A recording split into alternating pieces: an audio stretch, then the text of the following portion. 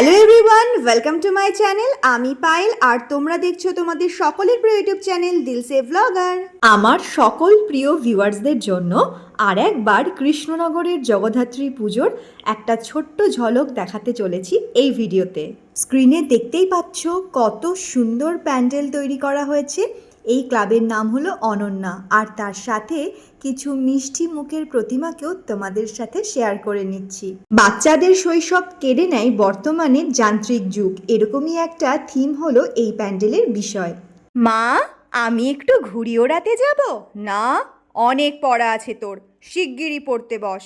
মা, আমি একটু খেলা করতে যাব, সারাদিন শুধু খেলা আর খেলা, শিগগিরই পড়তে বস। এটা কিন্তু আমার মনের কথা নয়, আমি যখন ভিডিওটা করছিলাম তখন ব্যাকগ্রাউন্ডে এটাই বাজছিল, তবে আদার্স অনেক সাউন্ড থাকায় আমাকে ভিডিওর সাউন্ডটা অমিট করতে হয়। হারিয়ে যাওয়া শৈশবকে আর একবার ফিরিয়ে আনার জন্য একটি ক্লাব করেছিল পুতুল নাচের ইতিকথা। বিশেষ আকর্ষণ পুতুল নাচের ইতিকথা।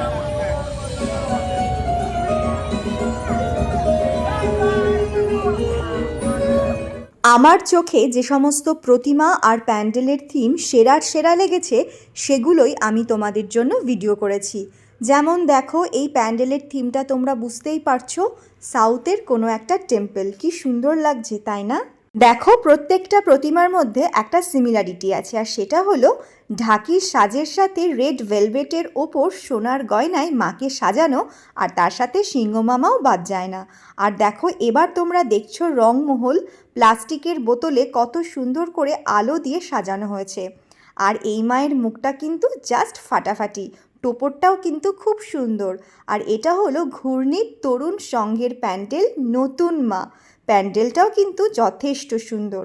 আর জজকোটপাড়া বারোয়ারির এই মাকে দেখো, লাল টুকটুকে বেনারসির সাথে সোনার গয়না পরে মাকে কিন্তু অপরূপ লাগছে। কেমন লাগলো ভিডিওটা অবশ্যই জানিও। আজকের জন্য টাটা, বাই বাই।